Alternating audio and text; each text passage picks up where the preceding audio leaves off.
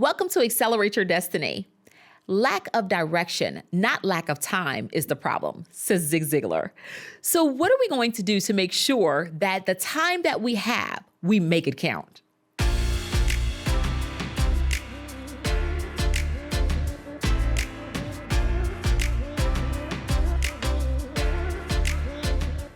I'm often guilty of saying there is not enough time in the day. I mean, think about it. If I had 1 more hour, 2 more hours, 5 more hours, as you can see, the number is increasing because I'm thinking about everything that I can fit in those hours, but I will always need more. It's not that you don't have enough time in the day. It's what you have decided to do with the time that you have. Time is given to all of us, but we got to make sure that we use it wisely. So one of the things that I teach with time management is understanding your peaks, understanding when you are at your best, and then understanding when that time dips or when that energy dips. So your energy peaks are so important because the things that we tend to procrastinate on are the things that we often need to put in that energy peak. What are those things that you're procrastinating on? Now, I want to share something with you about procrastination. Procrastination is a thief, if you will, of success. Because the more we put off, the more time we think we have in order to get it done. But the truth of the matter is you don't have the time, or the time is not promised to you. So what do you have to do then to make sure that you are intentional about pursuing the time that you have, and not just pursuing the time that you have, but taking the dedicated time in order to achieve the goals in which you've put in place? I want to make sure that you understand also that multitasking is not a thing. We often have convinced ourselves I can multitask. I can do 2 things at one time. You probably are doing them, but you're not doing them well. Your mind is not cognitively designed to do 2 things at one time. You're actually designed to do 1 thing at a time and do it well. Now, this doesn't mean that, you have to send an email and then just wait by the computer for someone to respond to that email. I'm not saying that. I'm saying take care of the task, close it out, and then begin to do something else. What would happen if you gave your full attention to what or who is in front of you? Wow. I know that's like, it's unheard of. It's unheard of because we're so used to doing things, multiple things at a time. But what would happen if we disciplined ourselves to make sure that the person in front of us or the task before us got our full attention?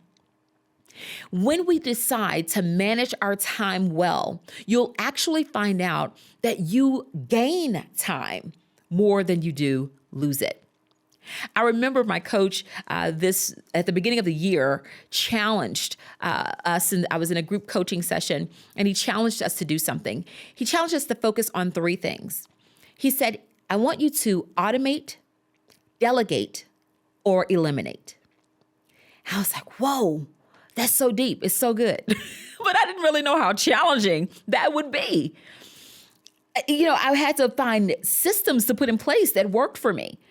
Eliminating the things that I really like to do, that doesn't mean I need to do them. I was wasting time doing them, thinking that I just had to do this because I was so accustomed to doing it. And delegating, that's a whole different podcast, okay? So the delegating can be very difficult, especially when you take ownership of something and you just, you have that grip on that task at hand. I want to encourage you to do the same. I want to encourage you to make sure that you either eliminate, delegate, or automate. Because when you do, you will save more time than you do spending. Time equals energy, and energy equals money. When I'm able to save time, I'm able to save energy, and I'm able to save money. How much money are you wasting because you have not engaged in saving time. What are you doing, or what can you do differently to ensure that you're in a space that your time is precious to you and you won't waste it on anything or just anybody? What are you doing to make sure that you understand your energy is precious and how you spend it is so very important? It's time to assess. It's time to assess and go through your calendar and make sure that what you have on your calendar is something that is worth being there. Yeah, it's your homework. It's your homework. Take a look at this calendar. Now, one of the things that I also strongly recommend is that you don't look at your calendar on a daily basis, but rather you look at your calendar on a weekly basis. How much energy is required of me for this week? What does that do? It allows you to make sure that you get enough rest to engage in the week effectively. So yes, take a look at that calendar, and don't get me wrong, there are going to be some twists and there are going to be some turns and some adjustments that need to be made.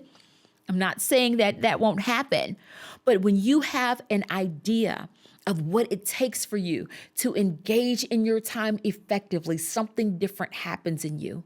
And I will also say this, make sure that you don't allow anyone else to steal your time from you.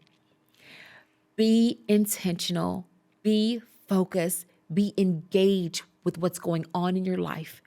And you'll find out that those 3 buckets, eliminate, automate, delegate, are more important and more effective than you think they are. Until next time.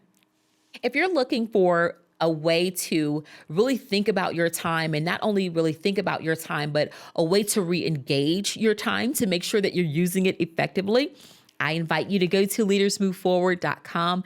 There are some wonderful tips and tools and tricks that we share with our audience to make sure that they are maximizing their time for success. So go there, check it out, and I hope it works for you. I invite you to follow me on my social media platforms. I am on Facebook, Instagram, as well as LinkedIn. We have content going out daily for both your professional as well as your personal growth. I'll see you there.